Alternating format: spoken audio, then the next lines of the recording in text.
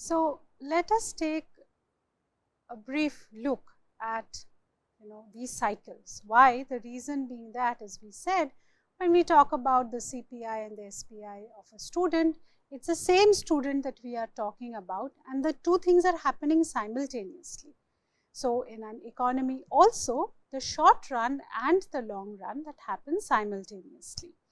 So this is one picture that I have drawn based on my understanding that explains the short run feature. Here we will be talking more about the short run feature, which will be followed by the long run features.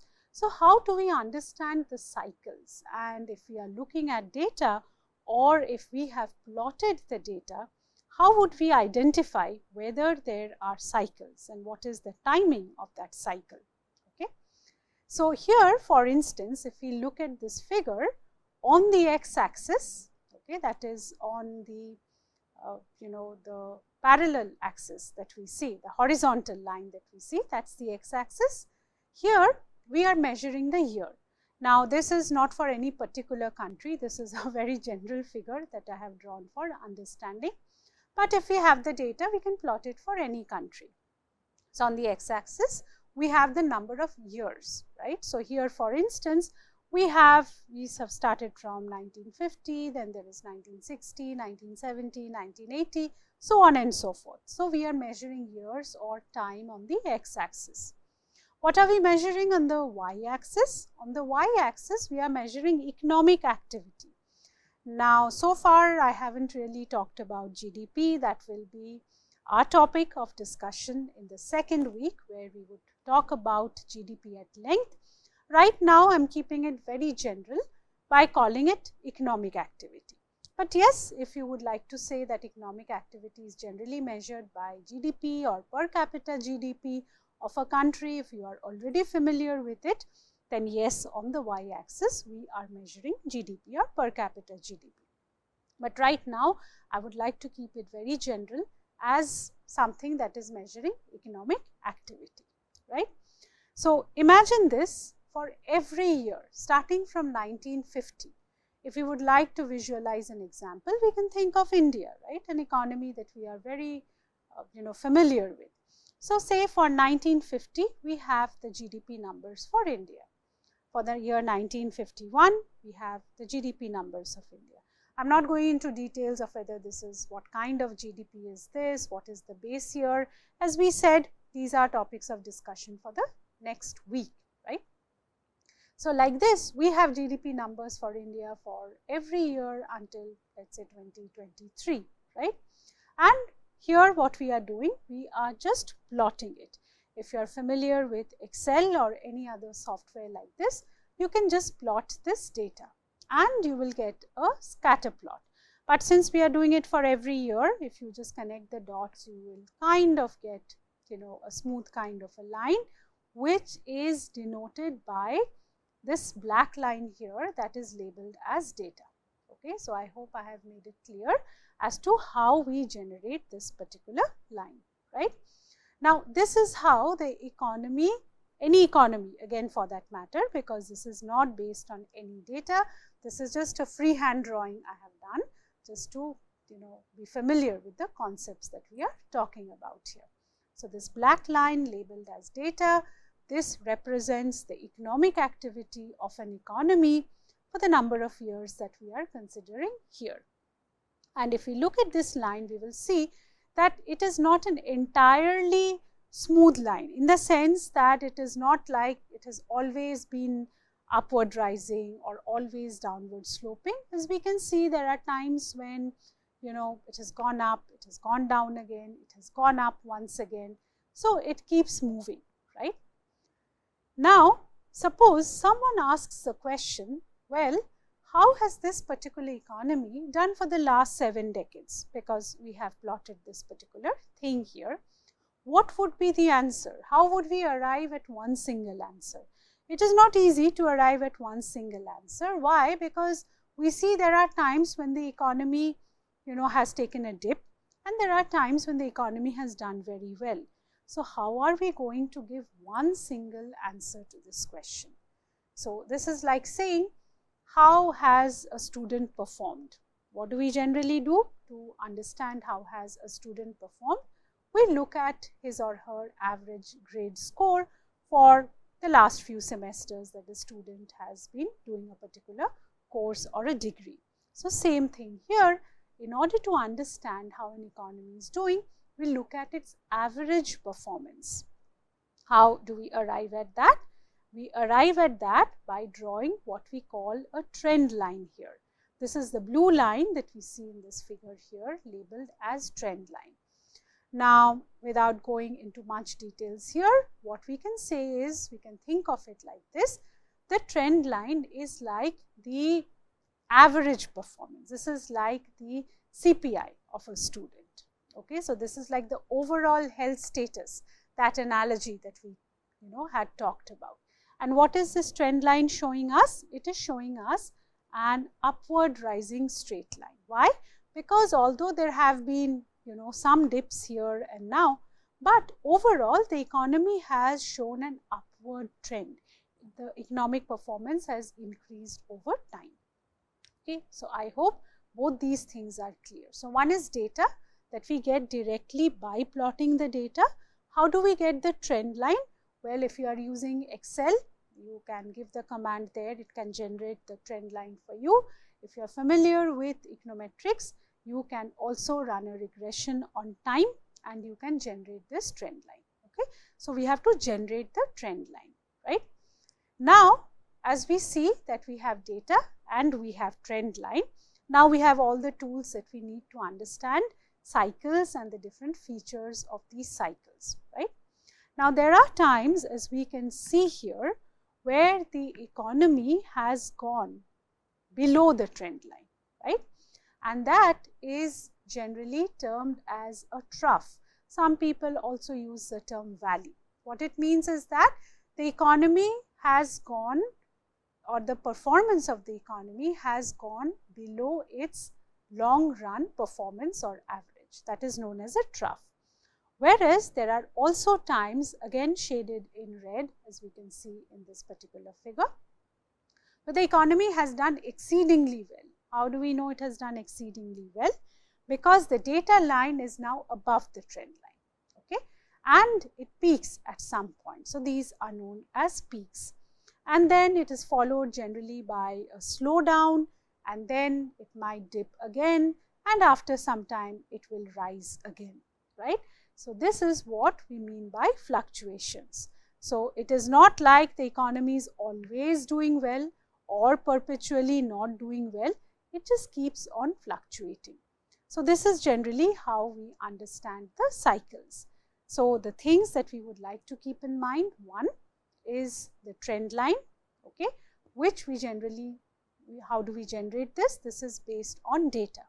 So we first need data. We can plot the data. The second step is that we generate a trend line. A software will do that for you if we are not familiar as to how to generate a trend line.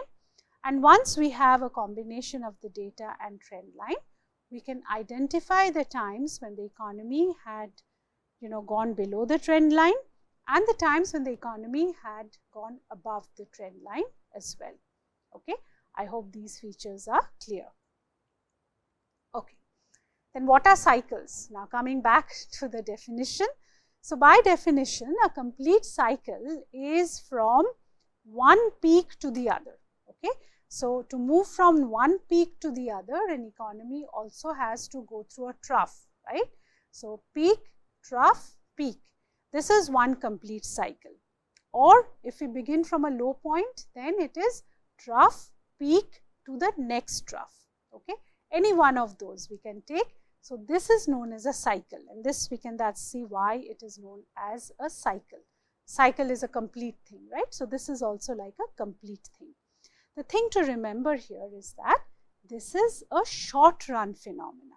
Why is it a short run phenomena? Because as we just said, it is never the case that an economy is perpetually doing well, okay, or an economy is perpetually not doing well. So these are generally temporary features, although by temporary it can be months, it can be years. That is another question altogether. But these are what we call the short run phenomena, and this is how we define cycles. So the thing that we have to remember is that fluctuations or cycles, they are a short run phenomena, and they are generally caused by what we call shocks in the economy. Shocks are like sudden impacts, sudden events that create these things in an economy. Okay. So this is an example. So that previous one was a freehand drawing that had done. This is actually based on data. Okay. And what do we see here? This is in context of the US economy. These are the different phases of recessions. Now, recessions are severe slowdowns. There is a technical definition of recession. Okay. So how do we interpret this particular figure that we see in front of us? So as we had noted earlier also in that freehand drawing, that on the x-axis, okay, that is on the horizontal axis, we mark the years. As we can see here in this figure as well, starts from 1950, moves to 1955, then 1960, so on and so forth, okay, till about 2020. Okay. And what is measured on the y-axis, that is the vertical axis, it is unemployment rate, and that is being measured on the y-axis. Remember, that is why I had kept that term very general as economic activity, because we can represent economic activity by many things. GDP is of course the most common representation, but to know how an economy is doing, we can also use other variables, and unemployment rate is another such crucial variable. Okay, so in this particular case, they are measuring unemployment rate on the y-axis. And what do we see here? I think the pattern of fluctuation is very clear here, isn't it? Because there are times where we see that, the blue line, this is the line that we are following, it's very high, then it dips. So if we start from 1950, we see that it is peaking. And if you are wondering that what are these bars that we see here every now and then, can you guess what are these bars representing? These bars are representing recessions in the US context. And why is the width of the bar varying? I think you have guessed it by now. The width of these bars, they are varying because the duration of the recessions are never the same, right? So if a bar is very wide, it means that the duration of that recession was quite long compared to a much thinner bar. Okay, I hope this picture is now making sense, and this is based on real life data. This has been taken from NBER, which is the National Bureau of Economic Research in the US. Okay, and this is, as I said, the data equivalent of the freehand diagram that we just saw before. So what do we see? We see that wherever we see these bars, okay, these gray shaded bars, the blue line is almost peaking, just there or just immediately after that. There is a slight lag in movement of macroeconomic variables, so that's why sometimes it is just after these bars. Okay. What is it indicating? It is indicating that during the time of recession or during recessionary phases, unemployment rates are very high in the US. Okay, and I hope this is making sense, and this is true not just for US. Here I am just showing the data for the US economy, but this is true across most nations of the world. If we were to plot it for other countries, high chances we are going to find a very similar graph here.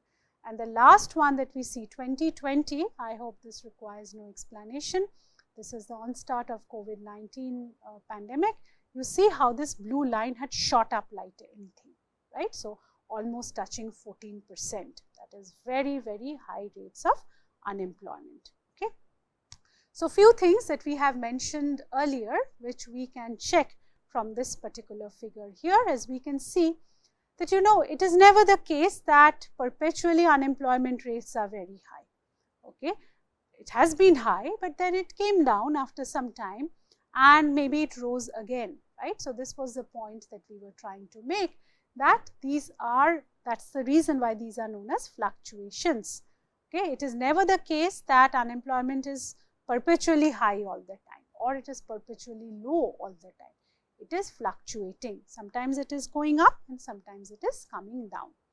The second thing that we observe from here, you see the difference in timing between the two peaks. In this case, it is not constant. So this is what we meant, that we cannot say for sure that, every 2 years unemployment rates are going to be very high in the US. The duration, we can never predict that with 100% certainty. So that is why these recessions are very dreaded, because no one really knows when this is going to happen. So this is also another feature of cycles, that with 100% certainty we can never predict, and this is definitely not seasonal in nature. Okay, so I hope by now the data that we see here, that corroborates the freehand drawing that we had seen earlier. Now this is making sense. Okay. Okay. Moving on, I just thought it's a good idea to see some representation of these cycles, and one of the worst recessions that the world has ever experienced, rather US, is the Great Depression. Some of us, we might be familiar with this term. So the Great Depression, as the term suggests, is very, very severe recession. Okay, it started in the year 1929 in the US, lasted for almost over a decade. That's a fairly long time, and we'll not go into the story of why it lasted possibly so long, but yes, this is one of the most severe recessions that the world has ever seen, which is the Great Depression. And as we can see from this particular picture here, how grim it was. So this is people queuing up for free coffee and donuts. And some of you might have watched some movies based on the Great Depression. And standing today, it is very difficult to imagine that what severe recessions can do, but this is reality, and this is again another reason why a good macroeconomic understanding is very important, because when events like these occur, they affect everyone. No one is spared from these events. Okay. Okay. So lastly comes the fundamental question, that what really causes these fluctuations, as we just saw from this particular photo here, that these fluctuations or these recessions, in this particular case the Great Depression, has severe repercussions, right? No one wants high unemployment rates, no one wants low GDP, but still these things occur. So naturally people ask the question that, well, what are the factors that cause these fluctuations? Well, sometimes they are caused because of economic events, like let's say in case of India, there was sudden demonetization. Okay, so that was a very sudden move. The economy was not ready for that. That's an example of a shock. But sometimes it can also be caused because of climatic conditions, like droughts, like maybe floods, like cyclones, or an earthquake, which totally could not be predicted. Those can also cause these kind of fluctuations. And of course, more recently, it is COVID-19 that led to huge reduction in consumption demand. People were not investing. The world had kind of come to a standstill. So not much of trade taking place. All these factors were responsible, in recent times. So what causes these fluctuations? These factors vary from time to time. Okay, no one again can predict with 100% certainty that this is the reason why we are going to have the next recession. Okay. And of course, lastly, how do economies come out of recessions? Because as we said, the good news is that no economy is ever perpetually in the same state, okay, be it both good or bad. So generally, it is because of fiscal and monetary policy. Why are we talking about these things? Because I hope by now you can already relate to this, that in basic macro courses, we have already covered these things in the form of ISLM. So when we study the ISLM model in macroeconomics, what we are actually capturing there are the different shocks given to the economy, what happens to output, what happens to interest rate, what happens to government expenditure, what happens to money supply. Okay, I hope we can all recall that.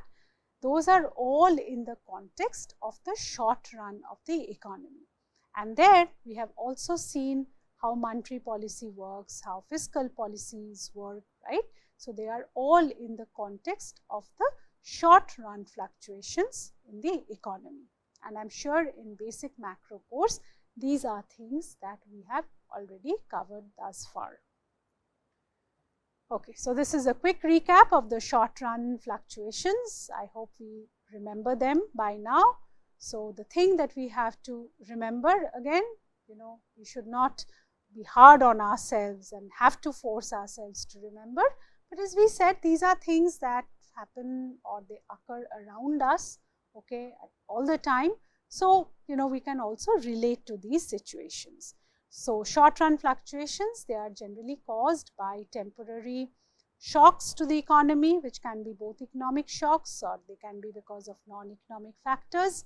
There is a sudden decline or a sudden expansion in various economic parameters, okay. And mostly we talk of the decline part of it because recession is what worries us the most. And in this context, the fiscal policies and the monetary policies, okay, that we are more familiar with, they are generally talked about in this regard because that is how economies, they overcome these fluctuations, okay. I hope we are good so far. Well, if that's the case, then we move on to the next component that we were talking about, which is now the long run perspective of an economy, which is also known as long run economic growth. What is long run economic growth? It is really a long run concept. I've marked this in red so that we don't forget these terms. This is like the CPI of a student. Okay, this is like the overall health status of a person, as we said. This is the average long-term performance of an economy. This is the economic performance over a significant period of time, and the term significant here is very, very important. So when we talk of economic growth, it's generally not a matter of 5 or 10 years or even 20 years. Economic growth stretches for over 50 years, maybe close to a century, sometimes even over a century. We will look at some of those data, later in some of the later slides here. Just to give an example, this is the long run economic performance of India. Okay, do we see this line here? This data has been taken from Fred. Okay, and what we see here is starting from about 1950, that is post-independent India, until about 2020. So as to say, we see this line is a positively sloped line, okay, and this is what we mean by long run performance. So this is how the economy has performed over the long run. And as we said, long run is not just about 5 to 10 years. This is over quite a few decades, so as to say, right? And this is the meaning of long run performance. Now, naturally, people ask the question that what is it or what are the factors because of which, let's say, we see this line continuously increasing, okay, or that the slope is positive and it is also becoming steeper over time. Now, what is the reason? Because, it can't be just a natural phenomena. There has to be reasons as to why initially the line was much flatter and then it picked up. In other words, people ask the question that what are the different factors because of which we observe this long run performance? And well, the factors are varied in nature, but broadly we can club them as economic factors and non-economic factors. So what the literature has shown us is that physical capital accumulation is very, very important. Countries that have been successfully able to do this have also grown much faster. Their long run performance has been great. Productivity, growth or innovation is another such factor. Human capital, which includes education and health, that is also another such factor. Government expenditure plays an important role. International trade plays an important role. Infrastructure also plays a very important role. And in recent times, there is evidence how geography, climate, that is the location of a particular country, because with geography, climate, they are all intertwined together, how that plays an important role because that affects our productivity, which in turn affects the economic performance, right? And also culture, the kind of culture we come from, that also has an impact. So if we are asked the question that why is it that we see the steep rise in economic performance of any country, here we are just showing the data of India, but it can be either a steep rise, by the way, but remember in one of the observations we said that for some countries this picture can be reverse actually. They were doing well earlier, but now they are not doing that well. So it can be just the reverse of what we see. So there we have to ask ourselves the question that what went wrong amongst these factors here. By the way, this list is not exhaustive. Okay? These are just some of the instances or factors that I have mentioned here.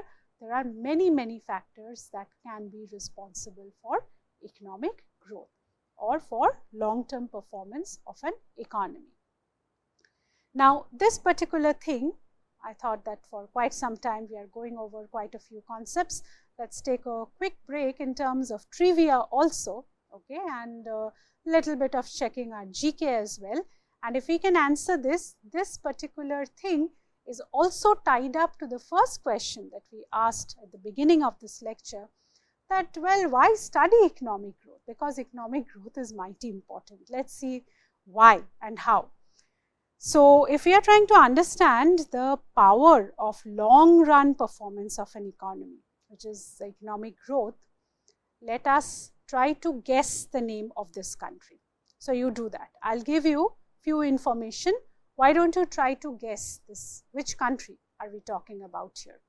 In this country, life expectancy is less than 50 years.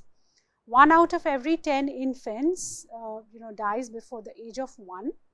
More than 90% of households, they have no electricity, no refrigerator, no telephone, no car, and fewer than 10% of adults, they have completed high school. So these are some of the features of this country that we are talking about, and your task is guess the name of this country. I'll give you 2 seconds, okay, or you can pause the video for a while before I reveal the answer to you. Do you have a name in mind? Okay, and is this what you have in mind? I don't think so, right? It takes most of us by surprise. The country that we are talking about is the United States of America, but in the year 1890. Okay, I'll just go back now to the slide that we saw here before we can digest this fact. It's very difficult to digest this fact standing here today, right? And what happened? In just a century, the US is completely transformed. And how could it transform itself in over just a century? How did the picture change so much? The reason is due to long-run economic growth. So this is the power of long-run economic growth. It can completely transform the fate of an economy. So if this has taken us by surprise, at least it did take me by surprise when I first came across this data. This is supported by data as well. Okay, starting from 1880, we see this graph here. Well, GDP per person has grown by a factor of 15 since 1870 in the US. And all these facts and figures are taken from Charles Jones. So I will also mention towards the end of today's lecture what are the different resources from where I have taken all these information. So, these are facts and figures that are well published, right? So this is the power of economic growth. This is the power of long-term performance. And as we said, that this is long-term performance. Why? Because this is not a matter of 5 or 10 years or even 20 years. This is a matter of over a century, sometimes even more than that. So that was the US example. If we look at growth around the world since 1980, this is more recent, And again, this data and figure has been taken from Charles Jones. This is how it looks like. Well, I would also like to mention here, doesn't mean that US here has stagnated. Here, everything is relative to US, okay? So we will learn more about studying these kind of figures when we talk about data in week 2. So here, everything is relative to US. US, that is why, has been taken as 100 here, okay? And these are the different lines or movements for the long run performance relative to US. How have these countries done relative to US? We'll find India in green here, okay? I would request you that, pause your video here for a couple of minutes.